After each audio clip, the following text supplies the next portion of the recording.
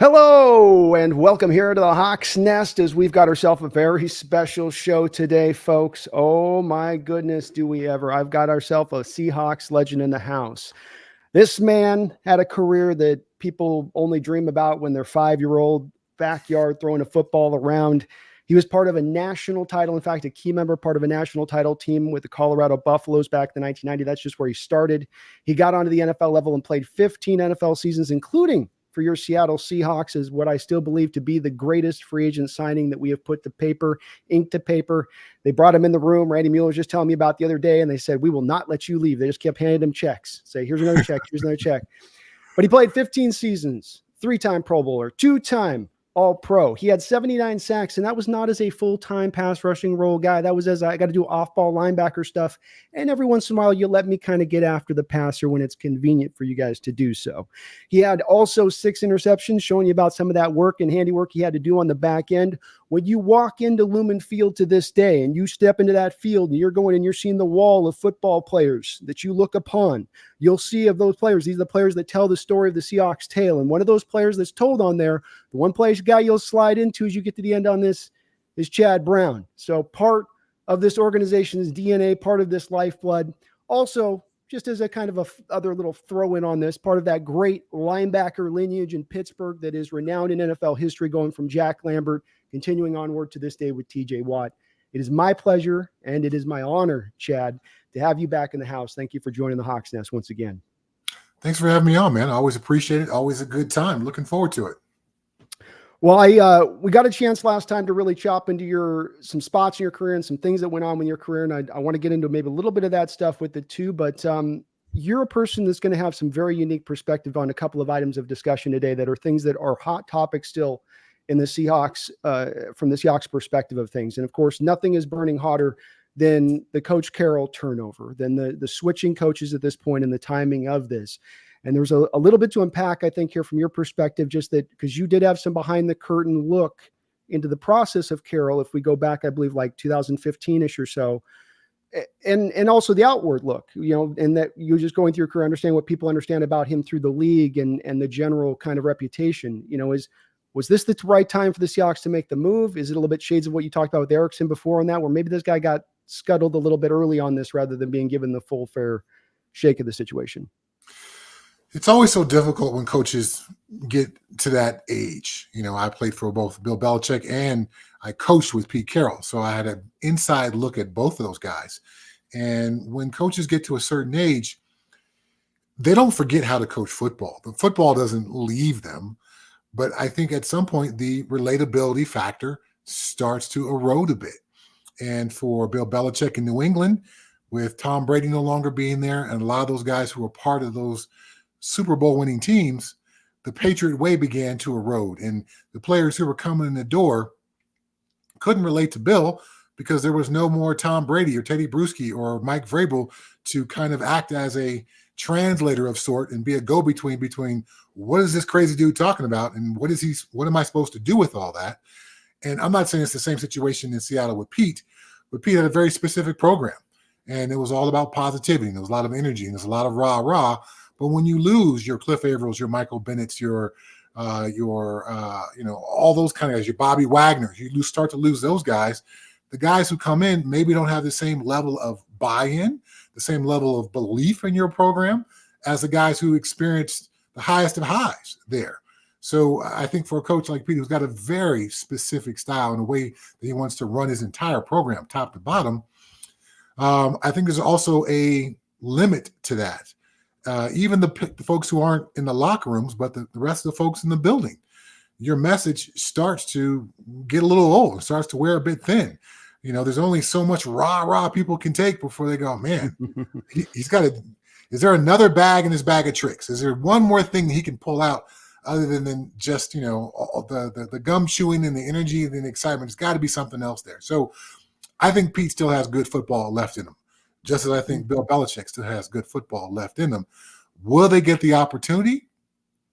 Obviously, both guys are not long-term solutions for any team. There will be much more short-term solutions. And for Pete, who's got a very specific system, can he convince an owner that he can get things turned around and be on the winning side in a 3-year window? Maybe not. For Bill Belichick, we've kind of read, there's been some stories released about his conversations with teams this offseason and how far down the road those got, and the belief that even though Bill said he was willing to give up control, that maybe he wasn't actually going to give that up. So there's always going to be people in those front offices that are going to be, wary of a coach like Bill who's had complete control in New England. So I think for both these guys, it's unfortunate, but just as there are players who may be forced out of a team and maybe even a league a year too early, or when they still got some football left in them, I think we're seeing that now with coaches. And the trend for coaches around the league after the success of a guy like Sean McVay, after the success of a guy like DeMeco Ryans with the Houston Texans, is younger guys who can relate to all the young guys in the room in a way that an older person just simply can't.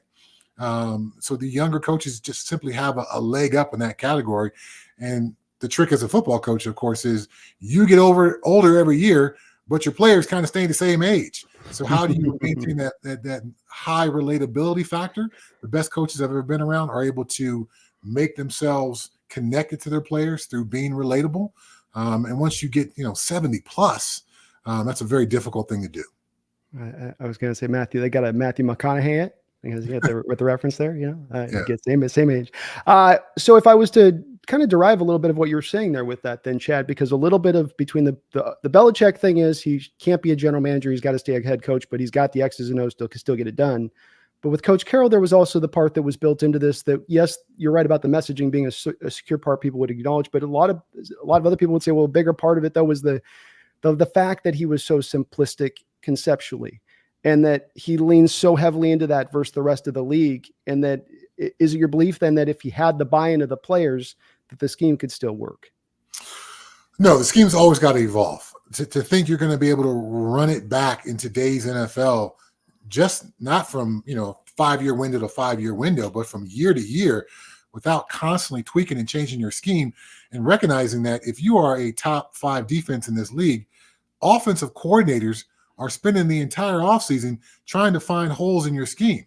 So we saw, within the last year or two, Pete moved on from the clear cover 3 scheme that was such an iconic part of the Seahawks defense, and trying to keep up with the times, because offenses had certainly figured out how to handle that style of defense. So the evolution of the league is always going to be constantly revolving, and what is old may come back as new again. But for Pete to try to stay as simple as you put it, or as consistent as I saw it, it's kind of slavish to one particular scheme on one side of the ball. That's a recipe for being fired as a coach, being let go as a coach. And people may say, well, football's passed you by. It certainly hasn't. But the evolution that you do from year in to year out, and the belief that you can run it back, that's got to go away if you're going to be a long-time coach in this league. And I do still think your points on him being a great coach in so many respects is true. That's where just when I land with it, my issue comes back to, we talked to 2 years ago about the transition that was supposed to happen to the Fangio scheme, and it really didn't undertake. It was more of a sliding back into old machinations on that than it was really embracing this new. And you just go, okay, well, the change is just not coming on that side of it. So you do sign off on thinking it was a good time, on the right time, not a good time, but the right time to do this. Right time, I guess we'll find out this season. But considering, he tried to make a change, and it felt like it was kind of a half change, still with reliance to the old scheme. Maybe it is the right time. And, I know Pete licked his wounds after, his time with the Jets and after his time with the Patriots, and kind of came up with his overall general philosophy, which he took to USC, then he took to Seattle. And so hopefully he spends this season licking his wounds again and pulling out his notebook and coming up with a newer version of Pete Carroll, not just from a X's and O's standpoint on the field, but also his overall program. I think there's a lot of benefits to his mind defensively. There's a lot of benefits to what he does as far as running his program within the team meeting rooms and the structure within the building. But obviously, as time goes on, things have to change. Players coming out of college now this year are different than the players who came out just 4 years ago.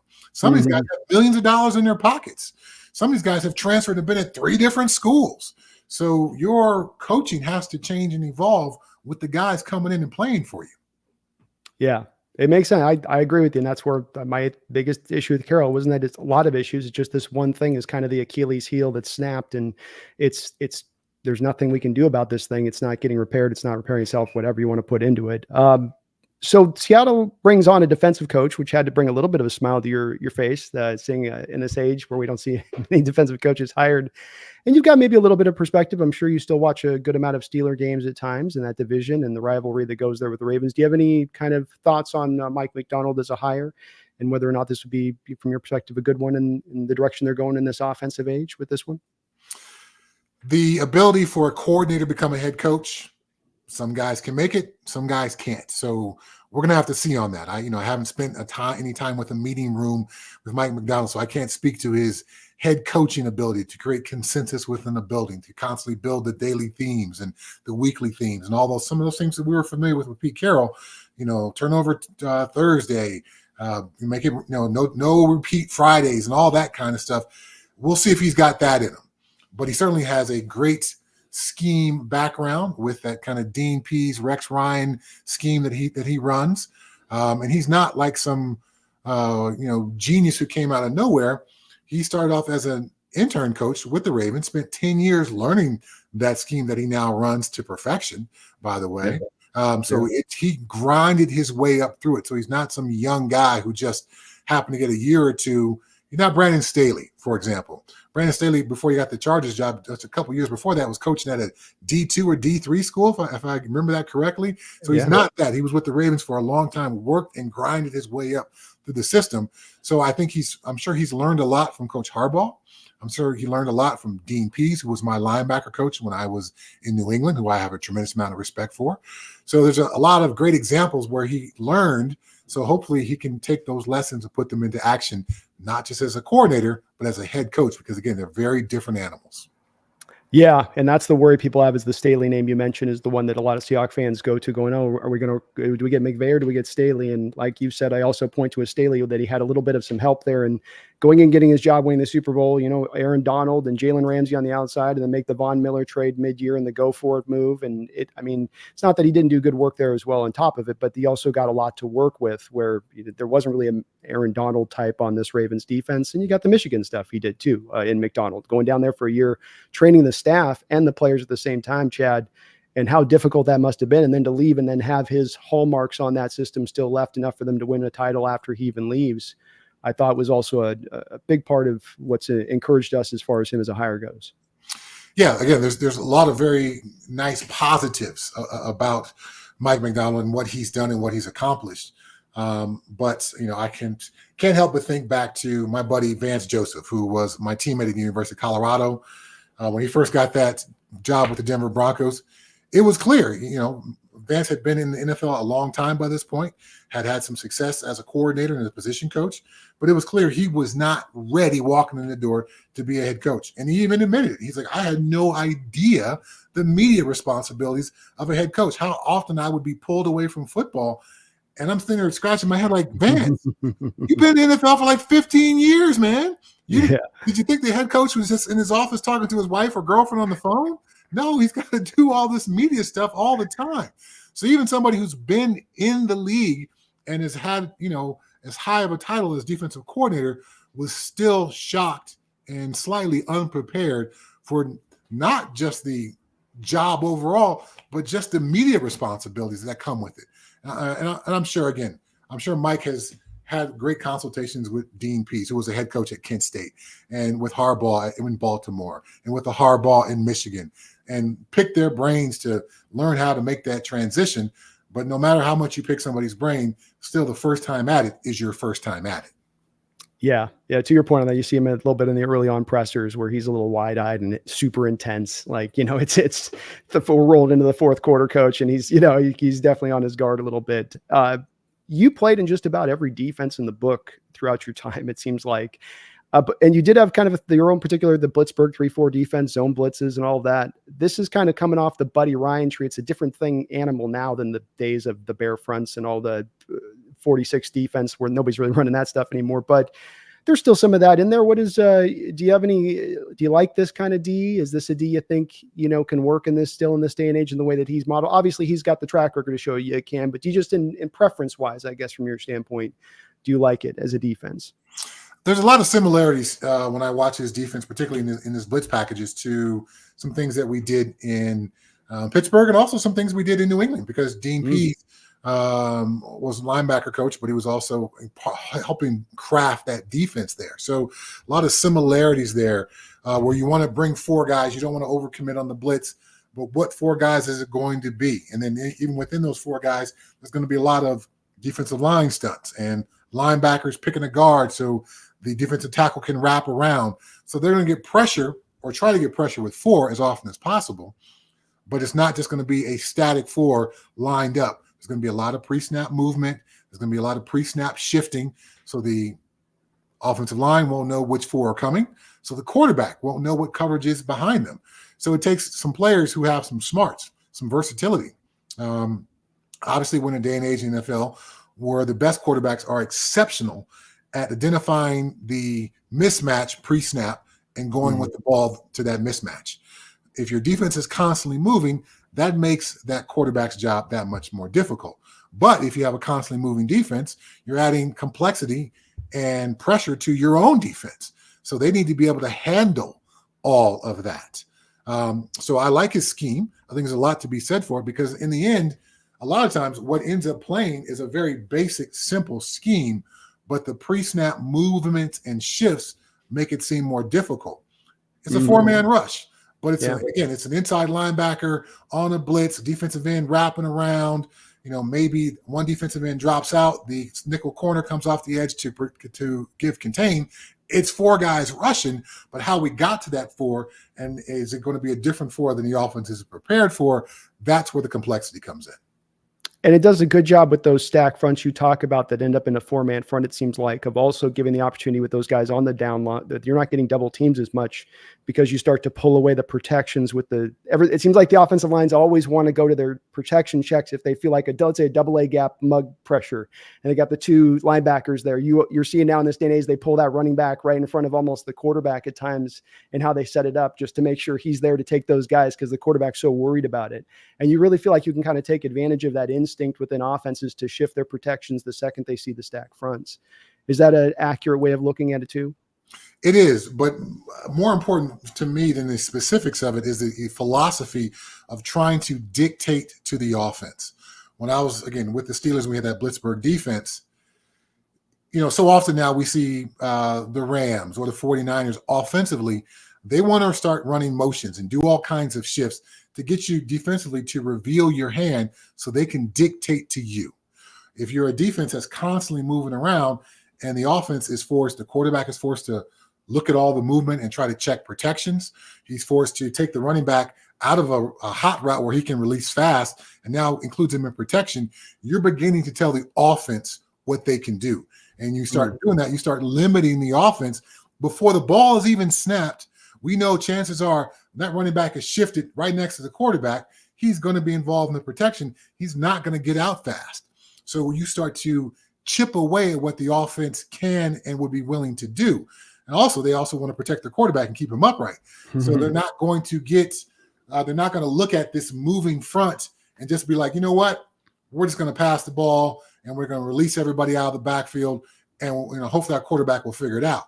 Well, your quarterback may not finish the ball game if you do that. That's right. That ability to dictate as a defense, I've always thought was a tremendous psychological advantage when you do that as a defense, because now the offense is responding to you.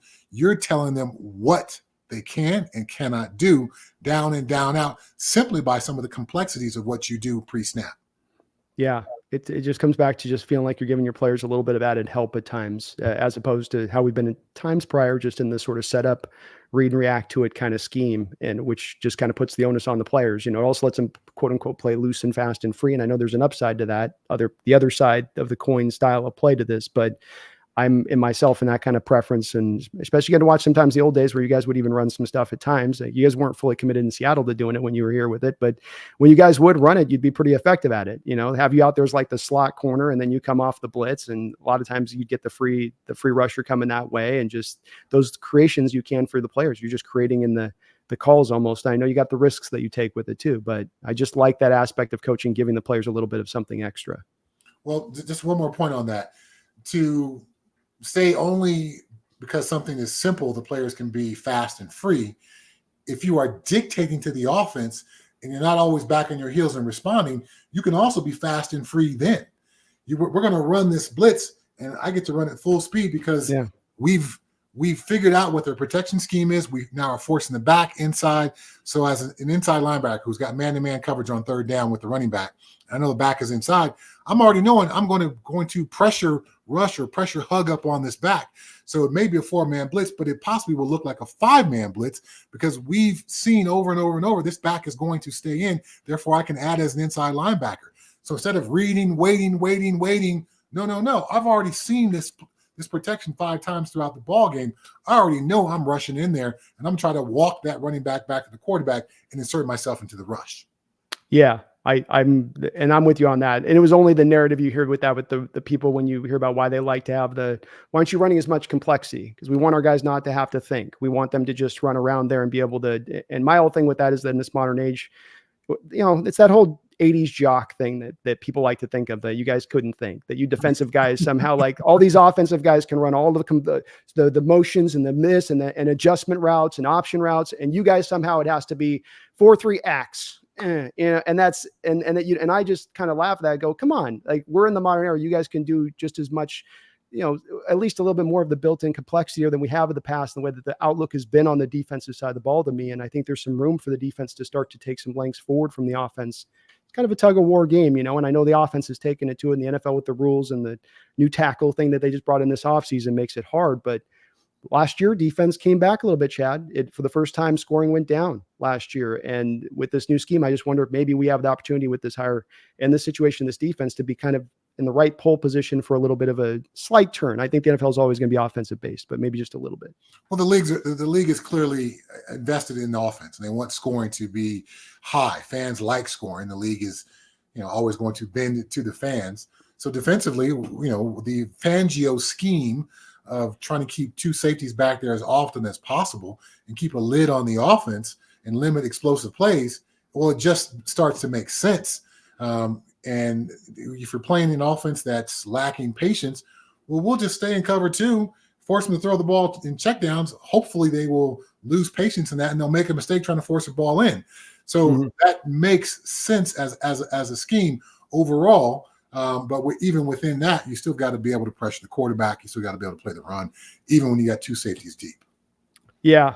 The new thing he's talking about doing that I find interesting is he seems to be, as I call it, bringing conceptually the cover 2 Fangio stuff to the now linebackers and fronts. And what I mean by this is he's already talked about with the 2 free agent signings we've had with guys that have both played, Will and Mike, that snap in and snap out, he might have them change their roles post-snap to what they appear pre-snap.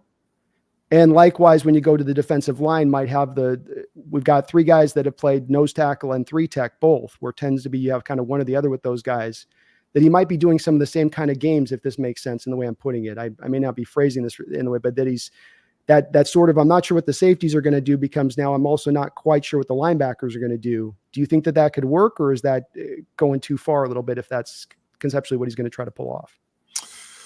I did a podcast this morning, and we were talking about the naming nomenclature of play calling within football. Super football nerd stuff. And the best coaches come up with super creative ways to make what can be complex simple as possible. So Mike Macdonald and his staff, and I believe I read something about some of their naming nomenclature that they used in Baltimore and trying to bring to Seattle. When I created my playbook for my Pop Warner team, it was 11 and 12-year-old boys, and I wanted them to be able to run 60 offensive plays. Well, some of these kids were playing AAU basketball. They were worried about, their first kiss. They had to mow the lawn when they got home from practice. So how do I do this in an hour and a half twice a week in a walkthrough practice on Friday. Well, I had to come up with a naming nomenclature that made sense. And what I mean by that is if it's going to be, I don't know, let's call it a 5-man blitz. I know that's not necessarily what Mike Macdonald does, but if it's a 5-man blitz, then all the 5-man blitzes should have a similar title to them. Let's call them all bird titles: Hawk, Eagle, Falcon. So it all makes sense so the learning can be simple. If it's a 6-man blitz, maybe we're going to go with weather terms: Typhoon, Cyclone, Storm. You start to come up with things like that the players can attach in their mind. So it's not some super wordy call. And even within that, they're able to maybe pick up one letter in that one word call that means something to them. And they're able to do that. So even though, am I going to be a Mike or a Will on this play? It doesn't matter, because I know whatever I end up being, I'm either going to be curl flat or I'm going to be deep middle. Those are the two possibilities, depending on what position I'm playing. So once you start breaking it down and really make the learning as simple as possible, you can run some pretty complex schemes. Now in Pittsburgh, we obviously had a ton of blitzes. We were known as Blitzburgh. So we worked those obviously a lot in the offseason and then during training camp. But each week during the season, there would be 3 or 4 new blitzes that were, derived for that particular protection scheme we were going to face. And if we were playing a division opponent, we obviously had to bring something different than what we brought last game. So even within just 1 week of learning, we would work on trying to make the naming nomenclature as connected to our overall scheme as possible. And then, worst case scenario, if you are a guy who was struggling, well, let's put it on the wristband, man. We're going to give you a wristband so you have no excuse. When this call comes in, just look at your wrist. The information's going to be there, buddy. So I go back through the old tape. If I see any guys with wristbands on, I can do some advanced math on that, Chad. And you'll probably know if something's brand new when all 11 guys in the huddle go. All right. We're good. We're good. But you're also then kind of saying then a little bit the Mike and the Will stuff is, I think of it, especially I think of the 4-man fronts, because we're really rarely going to be in the 3-4 defense anymore. It's a lot of you're in nickel, it's 4-man fronts, as you said, you end up in that spot. And you do think of in your mind of the Will and the Mike do have these kind of different things. You think of the quarterback coming up, always trying to identify the Mike. And then, okay, well, what happens if he identifies the Mike, but that guy becomes the Will post snap? And if you can that throw an offense into a heavy amount of a skew state at that point? And I don't know for sure. I'm only wondering with this, because this is a new thing he said he didn't do with the Ravens. He said this is something we didn't do, where Queen was this guy and Roquan was going to be that guy in their pecking order, what they're asked to do. Well, whenever you run an experiment, there's a chance that experiment might not work. So it's not like he's going to be running an experiment. So he's had success in Baltimore. They made these very complex things simple for the guys executing them on the field. To your point, can he bring that to the linebackers and to the defensive line? We'll have to see. At some point, if you're a nose guard in a 1 technique, you've played 3 technique in your life. You just didn't make it all the way up from Pop Warner to the NFL and only been in 1 technique. You're familiar with that. While it may not be your best thing, it may not be your strong suit, you can play there adequately, particularly if it's by a surprise element to the offense who's not expecting you to be there. And for a quarterback who's looking to identify the Mike from a protection standpoint, but suddenly he does the Will's expected drop, now we've added one more element of complexity to that quarterback's thinking. And it was a very simple thing for us from a schematic standpoint defensively, where we're not going to be confused at all. But now we set up a possible trap for them. Yeah. And it's got us kind of dreaming on that front. Because again, he says, I didn't do it with the Ravens. I wasn't asking our guys to do it, but he liked the fact he had our 2 linebackers that we signed, that background that they have in playing both roles. So we see, I also think just one last added point on this defense, it seems like, and you'll have a very good perspective on this, the blitz package is stuff that you send within the stadium, when you've got the 12th man at your back a little bit there. That would seem to kind of help those packages, that confusion, those guys trying to go through their protection calls while they can't hear themselves think. Is that kind of a peanut butter jelly situation right there? Oh, I certainly think it is. I mean, the 12th man has always been difficult for offenses to overcome, but you start adding pre-snap motions and shifts, and now am I trying to hear what the center's trying to say as the protection may be changing? If I'm playing tackle, I'm trying to hear what the guard may be saying. The quarterback is going through his cadence. I can't hear it because the crowd is so loud. And I've got to try to analyze, okay, if I'm the tackle, who's the 3rd man from center? Because that's my responsibility within this protection scheme. the chance for error becomes greater. And anytime we can force an opponent to think about one more thing, that is to our advantage. Yeah, that's just where I've thought with this too. So it's great to hear that you're in the same place of it, because where we've, again, it's nothing wrong with the prior defense, but it's just, it's a 4-man front. We're not blitzing. We're one of the least blitz heavy teams over the last 15 years in football, when you look at it from a statistical perspective. And so that hasn't been something that we've tried to really utilize within that stadium. But again, when I go back and watch the old tape of you guys back and, not, and when you're even in Husky Stadium at times when it got loud, in that place, you were able to sometimes seemingly get some free rushers through there. They weren't able to get their kind of protections quite right at those moments. Moving just to maybe a little bit of a different territory on this one, because this is another place, again, you have a very unique perspective on. You were doing radio morning shows at the time. I can only imagine, knowing how it can get when things are twisting in a certain porous direction. The Russell Wilson situation, last time we talked, he was just coming into town there. What's your feeling, without trying to lead you in one direction or another on this question, just to let you kind of take your pure feelings on the whole situation with Russ, where you kind of sit with him on that, the Bronco experience, and maybe just him as a player a little bit on that. Seahawks did a great job fleecing the Broncos with all they got back. There's no doubt about that. Seahawks got some. John Snyder did a good job, got some very good players with those draft picks. The Broncos, in some ways, are still trying to, not some ways, in lots of ways, are still trying to recover from this. The largest dead cap hit in NFL history with Russell Wilson, and there's still 30+ million going on next year's cap hit. So they decided to take the bigger chunk this year with the dead cap.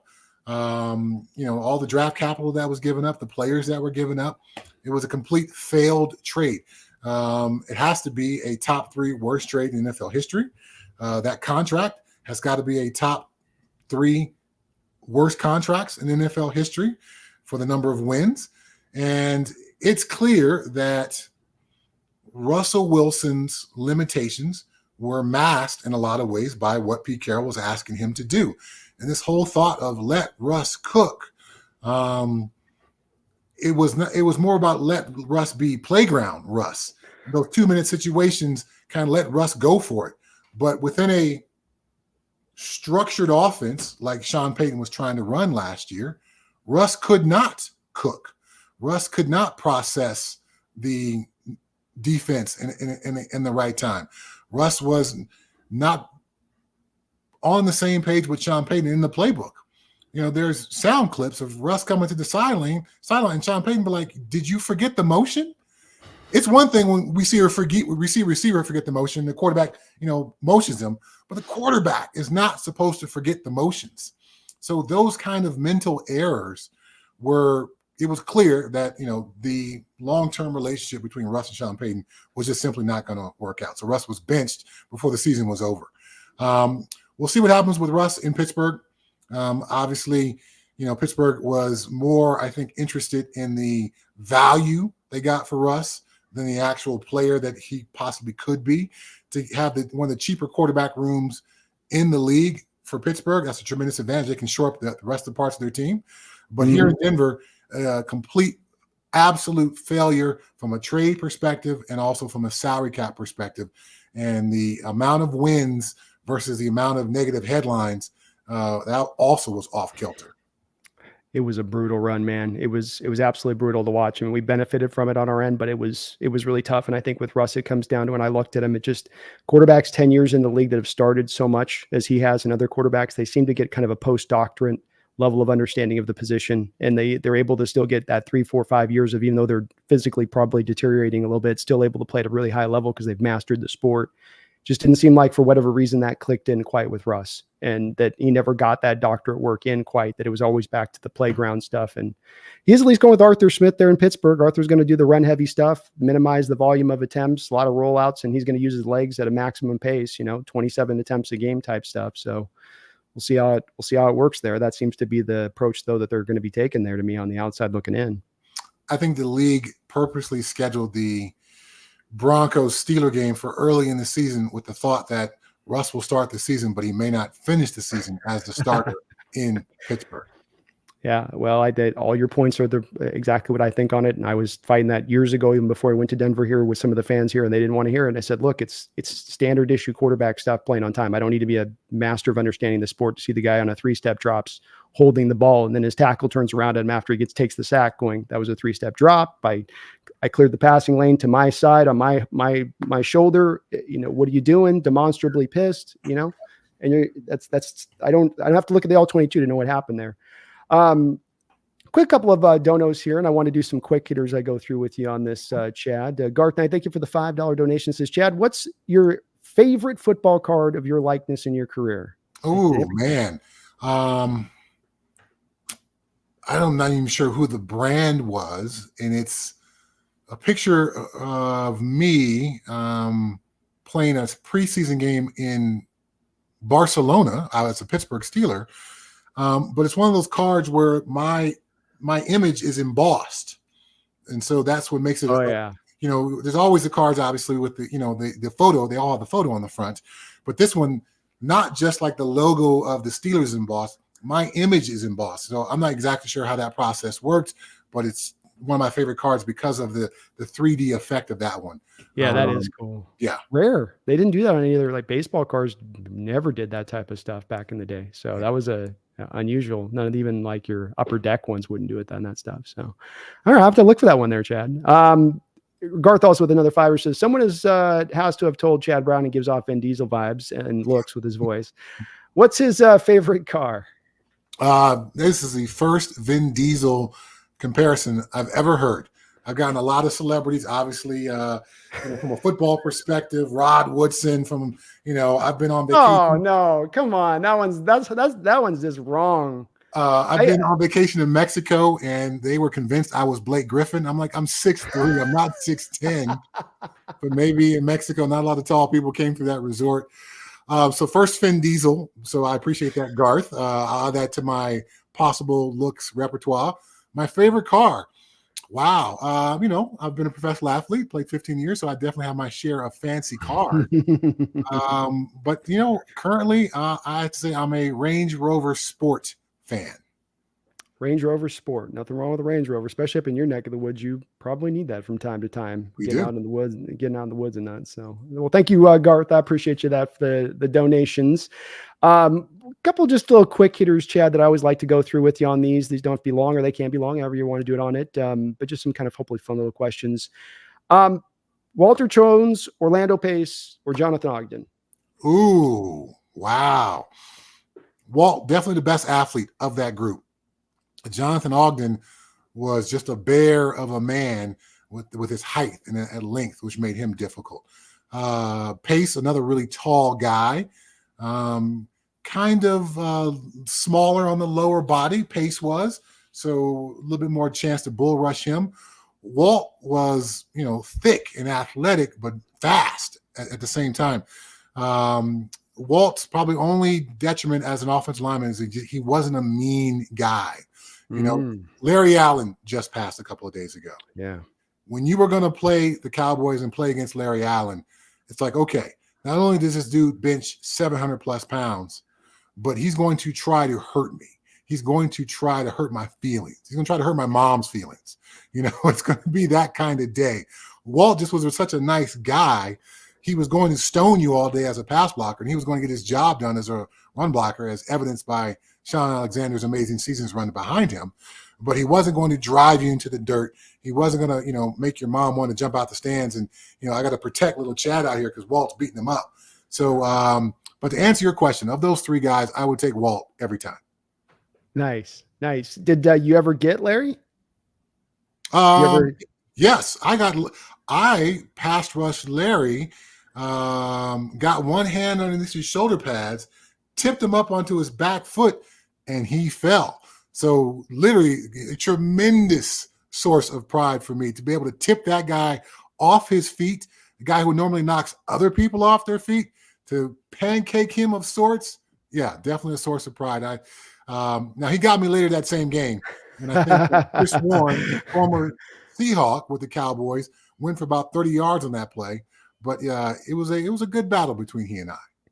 Was it a bull rush? Did you just two arm him and forklift him? Nope, I got him. He's such a powerful man. There was no way I was just going to be able to bull rush directly. Got him moving with speed for a couple of rushes. And once I got him moving with speed and I finally got that inside hand up under his shoulder pads, tipped him up and tipped him over. I didn't get the sack on Troy. I did force Troy to get rid of the ball quick. But I think the next couple of series, I had something to say to Larry. And then the second half, he got me back. Then he got the chew out of his sock, put a little lip as he's looking at you, put it back down. You hear about that? He's got the chew in his mouth. Like, oh my gosh, it was a different kind of cats back then. And now they were in it. Okay, so if I was to say to you, a little bit of a Colorado perspective question, if I was to say you 2025, your Seattle Seahawks quarterback of the future is going to be Shedeur Sanders. Chad Brown says, Okay. Shedeur was definitely the best part of the Colorado Buffaloes football team last year. Same time, that team won 4 games. 4 games. Once the Pac-12 schedule started, the rails came on. The train came on. And Shedeur, in a little bit of a Russell Wilson-esque fashion, was not necessarily on time and was continually looking for the big plays because there was no run game. And he was looking for his speedy receivers downfield. But there wasn't a cohesive pass and attack around that. Able to put up some pretty good numbers against some, maybe some outclassed defenses. But I'm not sold on Shedeur just yet. Is he a part of the conversation going into this year? Yeah. But I need to see some more progress from a pocket awareness standpoint, from an executing the offense on time standpoint. This year, he'll have a NFL offensive coordinator in Pat Shurmur. Pat Shurmur didn't exactly light it up his last NFL gig as the offensive coordinator for the Denver Broncos, but Pat's got a lot of NFL experience. So if Shedeur is going to make strides towards being an NFL quarterback, he's got a guy who has done it at the NFL level as his offensive coordinator. So we'll see if he's able to make the leap from talented to a true NFL style quarterback. You're happy? Are you relatively happy with what Deion's doing there? Because they had to kind of restock the program. It seemed like, and he especially seemed like he took it down to the studs when he walked in there to Deion with some of the, you guys can go, bye bye, see you. You're not very good, bye bye, and then started to kind of is he turning in that right direction? We'll see this year. As I said, last year 4-8. He started the season with a magical start, 3-0, and then obviously things fell apart. And I knew, and every football person who's been around football long enough, you can't fast forward the team building process. It's impossible. It takes a while. Even if you get this great band of mercenaries to end on campus, well, they got to learn how to play together. They got to learn how to be a cohesive team. So that was clearly an issue last year. There weren't enough studs up front on the offense and defensive line. They did a great job recruiting this year, but we'll see if he's able to do what a lot of coaches have struggled with, was bringing those guys together to be a team. The recruiting is great. You got some NIL dollars behind the program. The kids can wear their social media handles on the back of their practice jerseys. But are these guys coming there for Coach Prime, or are they coming there to be Colorado Buffaloes? Do they come there for NIL dollars, or they come there to win football games to be the best team in the Big 12? So when you bring in mercenaries, which these kids are at this point, that is a fair question to ask versus a more high school-oriented style recruiting where you are bringing in guys who are planning on being there for the next 4 or 5 years. These kids all ran into difficulties some other place, and it came to Colorado to try to rewrite their career or rewrite the story about themselves. So there's a reason why they left. There's a reason why they weren't offered the same NIL dollars wherever they left. Because some of these kids have come from blue blood schools like Michigan and Alabama, but why did they leave those places to be a Buffalo? So I still got lots of questions, and those questions will be answered this season. It's a fair point. And as you said earlier on the show today, this is a new reality in that it's a change of the atmosphere, the culture, the environment. It's all a whole new reality there at the college level than it's ever been. And so it's how this adjusts and sort of settles after the waters have been sort of spun up a bit on that side of it. Another quick question on this. Welcome to the NFL moment. Ooh, welcome to the NFL moment. My own teammate, Greg Lloyd. If anybody remembers those Greg, did you? Those Pittsburgh Steelers teams, Greg Lloyd, for about 5 years, was the baddest man in football. I'm not sure how many degrees of black belt you can be in Taekwondo, but whatever your maximum degrees are, 10 or 12, or I don't know, he was that. So not only was he, an incredible athlete, not only was he literally a trained assassin from a Taekwondo standpoint, but he was just a mean overall dude. So back in the day, I'll age myself here, not only were you allowed to do 2-a-days, you were allowed to do 2-a-days in pads. So it's my rookie year. I'm feeling sorry for myself. I think we did 2 weeks of 2-a-days every day for 2 weeks. So what is that? 28 padded practices in the first 2 weeks. And so somewhere in that second week, I'm a rookie. I'm feeling sorry for myself. You can't help but get a little mopey. You're sore, you're tired, you're exhausted. So we were doing some linebacker on linebacker drill. And all of a sudden, Greg just knocks the crap out of me. Knocks my helmet off. My chin strap goes flying. My mouthpiece is still in my mouth. And Greg stands over me. We come to practice every effing day, rookie. Every time we come to practice. Every practice, every day. Yes, sir, Mr. Lloyd. I think I got the lesson. So that was it. I didn't have to learn that lesson again. Not from Greg Lloyd, not from anybody else on the Pittsburgh Steelers or any other football team I was on. When you strap the pads on, when you come to practice, come to practice. Full speed, every time. Whew. That's well, I guess it's also part of what made that defense so great is that you had mentalities like that on that defense to build that. Because I think not all teams in the NFL probably were operating that time, even at that time with that mentality. But that's crazy. Next kind of in that question, sort of spirit of it, as we kind of wrap up, is this the hardest you ever hit somebody? And if not, what would you say is the hardest on a football field you ever hit somebody? That was pretty good. That was a pretty good one. I enjoyed that one. I've got a massive, I don't know, maybe 6 by 3 foot image of that in my office. Of this one? Of this one right here? Yeah. It's so good. Corky I just wish Turner. the mic guy had caught it better because the mic guy on the field didn't. I don't think they're away from the field mics so they could have used it because it sounded loud. And I was going to include the audio if it actually had the audio, but you can't hear the sound because I know you caught him right. You caught him with that good dwang, that little that tuning fork pitch.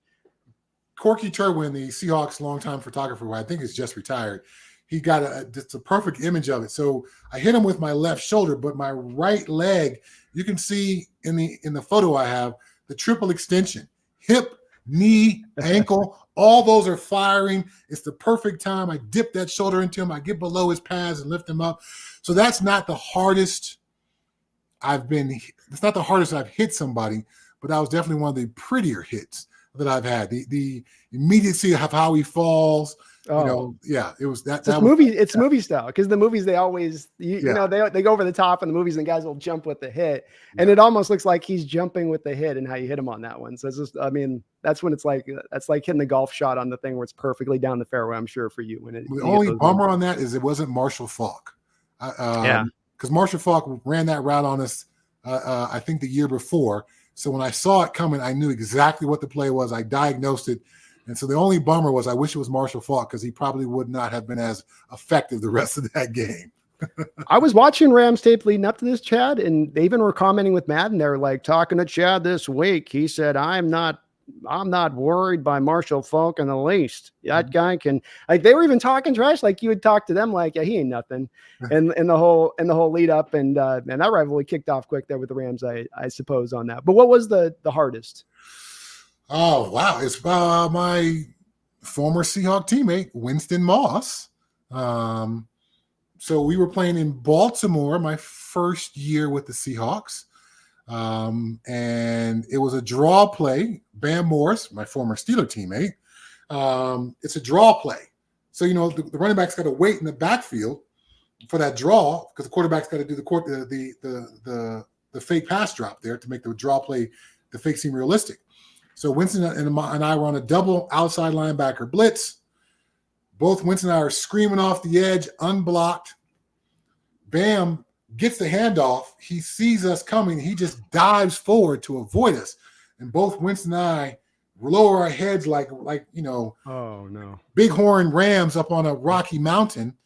We smash heads Winston ends up breaking his neck. That was the second to last play in Winston's career. He actually stayed in the game for the next play. Luckily, he didn't hit anybody because he could have severed his spinal cord. He goes to the sideline. He never plays football ever again. He's in the halo, the screws into his forehead and his head for the next, 12 weeks or whatever, while his broken neck is healing. I get maybe the worst concussion of my career. You can see it on the tape when you watch it. I put my hands under my face mask because I'm checking if my brain is still in my skull. It literally felt like my brain had left my skull. I kept playing that game. It's not so wise. I almost blocked a punt. Don't even know how I did that. I picked up a fumble, scored on that fumble, scored a touchdown. But then coming out of halftime, we were playing in the old Baltimore Stadium, which was before that was the Orioles Stadium, before they got their new stadium. And we were coming out of the dugout because it was, a baseball stadium. So I'm coming up the dugout steps, and the punters are out there warming up. And I go out there and I start catching punts. And one of the coaches in the press box calls down and is like, "What the hell is Chad doing catching punts?" And warming up catching punts. They get a team doctor over to me. He quickly recognizes that my brain is completely scrambled. He asked to see my helmet, and then he runs off with my helmet, and they lock it in one of those boxes on the side. So I couldn't get back into the game. Smart for you guys. You guys back then and go out. Yeah, and I keep threatening. It was Dr. Herring, Dr. Stan Herring, who's a tremendous doctor, great doctor for a football team. And I'm cussing him out, and I'm telling him, "I'm going to come to your house tonight. I'm going to hurt you, and I'm going to hurt your family if you don't give me my helmet back right now." Luckily, cooler heads prevailed, and I didn't hurt Dr. Herring, and he kept my helmet locked away because, I can't imagine if I had continued to play football, how much worse that concussion wouldn't have gotten. It's where fans, I think, need to back off of that stuff at times when the players have the quote-unquote outbursts on the sidelines after they've been concussed. One of the symptoms of concussion is you're going to get angry and emotional. So, when people that happen we had a Jamal Adams instance this season with it, where it's just like, chill with that. Is that the scariest moment then on the field, or was it when you had to get carted off the field? That would have been because did you have shades of that moment when you were carted off then? Oh my God. The carting off moment was more so scary for, I thought, the people around me, because I knew that I was fine. Now, as I'm laying on the ground and the docs are, on their knees whispering into my ear, "Are you okay?" I'm like, "Yeah, I'm fine. I'm fine." And one of the docs says, "That's what Winston said." And I'm like, "Okay, all right. Winston broke his neck. Let me lay here," because they come out in the field. They said, "What hurt?" I'm like, "My neck is on fire. I can feel my neck is just burning." I ended up tearing a ligament in my neck, so that's why my neck was burning so bad. But as soon as we got into the ambulance and the ambulance was pulling off the field, Sammy Ramstein, who's now the director of I think health services for the Seahawks, back then was an assistant athletic trainer. I said, "Man, pull out your cell phone. You're going to call my mom. You're going to call my wife. Those are the first phone calls you got to make. Then after that, we'll run down the list." Because I know everybody's freaked out being carted off on the field with my head taped down on the stretcher. Oh, yeah. I know I'm fine. My neck burns real bad, but I know I've got movement in all my extremities and all that. So that was one of those moments that even to this day, if you ask my wife about it, and she will still get emotional. The emotions still flood back for her. She was not in Seattle. She was at our home in Denver. And we had at that point, our daughter was born in August. So we had a couple month-old child, and she sees her husband potentially paralyzed, being taken off the field. One of those scary moments that I think a lot of fans don't really recognize how traumatic some of these things can be for our family and our spouses. Yeah, and this was only a few years after Mike Utley had lost his ability with the Detroit Lions and lost his legs. This is also right about the time Jerry Maguire's coming out. So I don't know if that was right where before that game that happened, where your wife had to have gone and seen that movie, and then Rod Tidwell, yes, it was Rod Tidwell, and then "Tell me he's okay, Jerry. Tell me he's okay." Where he's calling the wife and trying to make sure. Well, I won't keep you any much longer here. We got just a couple quick donations off the rip here. Eden Tech World, thank you for the $2 donation. Says, "Chad, do you have an awesome behind-the-scenes story?" Ooh, well, behind-the-scenes story of my signing with the Seahawks. The Paul Allen jet, showed up a couple of hours before midnight, because it was midnight East Coast time when the free agency officially started, and it was parked at the airport. And I get a call from my agent. Seahawks jet is at the airport. Pack up everything and get ready to go. I'm like, we got a baby, and my wife's got to look at neighborhoods, and I'm sure I'm going to be talking to coaches all day.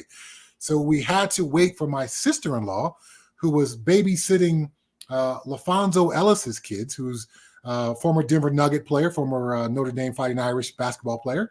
She was babysitting his kids. So once LaFonso's game was over and LaFonso's wife could go home to get her kids, then my sister-in-law could get on the plane with us to go to Seattle to watch our daughter while I did conversation with the coaches and negotiated a deal. And my wife met with other wives and looked at houses around the various neighborhoods, and at that time, Kirkland.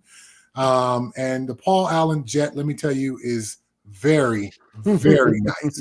I believe there was a zebra wood interior, very soft leather seats.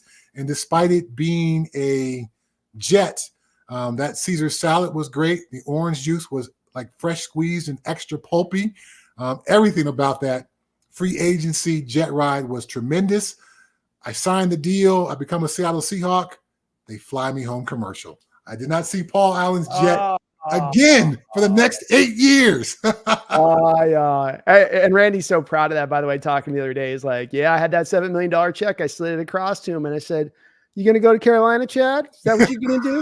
Is that what you're going to do? Maybe it'll be here. Maybe it won't. Maybe we got somebody else coming in. They definitely kind of had a plan on that one, man. They did. It worked. You got set up a little bit. It worked out for the end. I mean, it was good, but you did get kind of roped in. Yeah.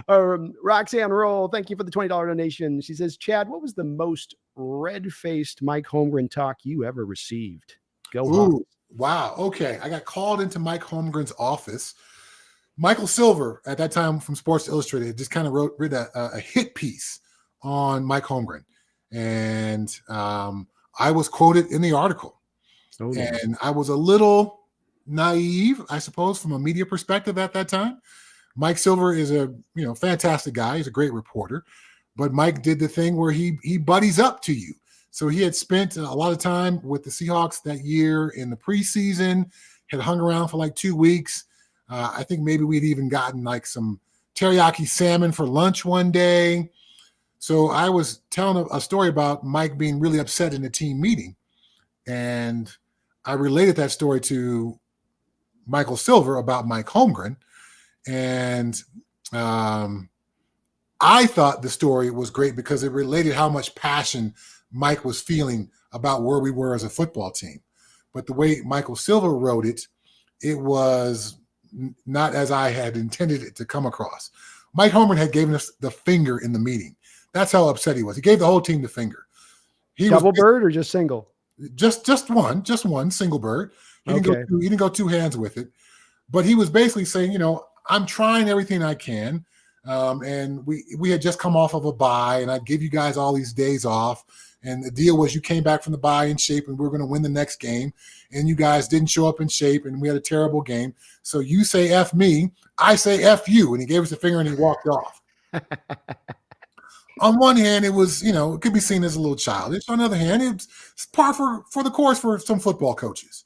Yeah. So for that inner sanctum story to then be in Sports Illustrated, I can see why Mike was upset, because I violated the code. That's the kind of thing that needs to stay in the meeting room. And again, my intention was to say something positive about Mike Holmgren. It was written with a completely different slant. Mike was very, very upset, justifiably so. I've apologized a couple of times about that. So, yeah, one of the few regrets I have about my dealings with the media. Oh man, that's brutal. Well, Mike can sometimes play that game a little bit. One guy wanted me to ask you about Joey Diaz and how friendly you are with Joey. Do you know from your Colorado time and Seattle time, they said maybe you knew Joey, that there was rumors of that? Joey's referenced you a few times. He's a comedian, a big comedian. I'm familiar with Joey Diaz, the comedian. He's got a lot of like drug talk and stuff. So I'm not aware of any Chad Brown, Joey Diaz stories. I'm curious now. Well, somebody had told me that he had talked about like having back in the Colorado days, back being in Denver when he was down there in Colorado back in the days, but I didn't know on that one. Well, the one thing I wanted to show today, Chad, was a little bit to finish this up. This one little video cut I wanted to show. We talked about thing, and I always want to mention this with you because you're a guy that still comes up for the Hall of Fame every year. And I've had discussions with Seahawks fans and trying to understand this. And I led at the top with the 79 sacks you had over the course of your career. And I think it's like plays like this that people miss as to, and I just want to see if you agree with this or not, if I'm on a limb on this, as to why you got to get with, when you got off ball linebackers that aren't necessarily inside linebackers eating up tackles and getting those numbers, plays like this one here. Let me take off the dono. Sorry. Thank you, Roxanne. Do you remember this play? Yes, I do remember this play. So do you see why I kind of picked it as well, though, on this? And I will show just real quick, and we'll let you on. I know I've kept you a little bit longer here, but here's a play where you essentially caused the interception for Springs. Springs isn't jumping the route purely. He wants to go to the first read there, and the guy cuts it back to the secondary route, which then opens it up. But it's your coverage and taking away. That's if I'm not mistaken, they're a wide receiver in that spot there. And you're taking that away. Is that the kind of plays that are emblematic when you're an off-ball linebacker at times to get the value of what a guy's doing? And I know this is a highlight moment to do, but I can show your 79 sacks. I can show the 1,000 tackles. I can show TFLs, like this play where you're cutting through and you're knifing the backfield. You change your stance pre-snap to a post-snap just to get you at the last moment to cut yourself in, little things like that. But is that not a little bit of the way of understanding the will and understanding sometimes when you're in that position of why, or the Sam, as you played a lot too, why you got to look at that position with a little bit of a different lens than other positions that are easier to categorize? Well, I think everybody wants to look at stats first, which, show me your stats and that kind of thing. There's no stat for that. Sean Springs gets credit for the interception.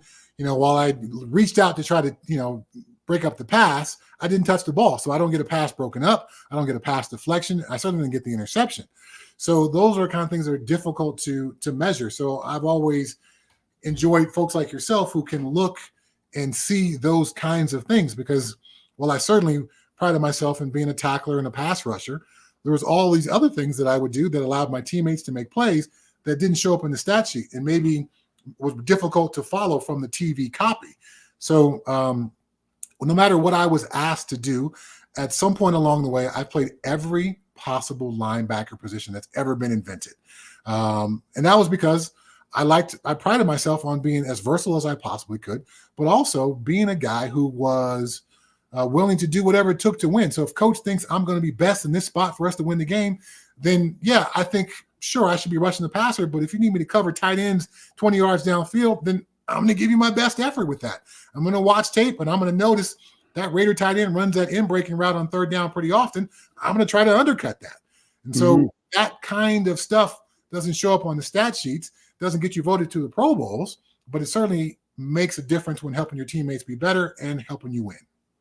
It's what shows up on your tape over and over at times. You can be doing, as you say, I can look at 3 great plays you made that are different plays all in what they're doing in the 3-play sequence with you. If I pull it out from this random Raiders game or whatnot, and it's the heart, as you said, it's not easy to see, but does show up on tape when you actually kind of look for what and understand what you're looking for a little bit with it. And that kind of play like they're just absolutely emblematic. If you have the stats too, you got all the statistical production that should be enough to push you through, but it should be this other side that I hope eventually that they get their head wrapped around with you on this, because there's something to the fact the NFL has put one will linebacker in the Hall of Fame over the last 30 years. There's something to that, and that ain't right. That's it. We haven't had a great will linebacker in 30 years in the sport, or is somebody not doing enough rightful math on this, especially people that are supposed to be voters that are supposed to know better, Chad? I'm a little bit, it sort of shirks me on this one because this is the type of career that's supposed to be rewarded. So it doesn't make sense to me at times on it. I didn't know that, so I appreciate you giving me that one. And so, I've had a couple of conversations with the folks who are on the Hall of Fame committee. So I will throw that one out. And that's an interesting one because they've got to change their lens and perspective on things to really give will linebackers and those guys off the ball their true value. All we got's the Tampa Bay guy. That's it. Yeah. That's all that's gone in. And I've looked at this thoroughly. So, what's their excuses? And it's like, you can't come back and tell me there aren't been some great players. And so hopefully they do relook at it. You deserve to be in there, my guy. And you're awesome. I appreciate you coming in for a second stop here. I would love to at some point go through some film of your old film like this a little bit and maybe do one of those kind of shows long down the line. We got to get you right. You're a busy man. You can catch Chad out there on ESPN. He's going to be doing game coverage out there also with Compass Media. Mhm. Am I right on that, Chad? Yep. And where can they find you out on social media? On Twitter, at Chad Brown 94. It won't be hard to find me. At Chad Brown on Twitter. He's a great follow over there. And as you guys can hear from this discussion, he knows exactly what he's talking about. That's just one of the upsides of covering the football as long as you have, been in football for as long as you have. And again, I hope you do get that Hall of Fame nod sooner or later on this one, because you do deserve to be in. So thank you, Chad. Thanks for having me on. Thank you for being on. Thanks for watching, folks. We'll be back soon. Until we go back here, we'll be back soon. But please don't forget. And if we can get it from Chad, let's get one from Chad. A Go Hawks from him. All right. Go Hawks. Go Hawks.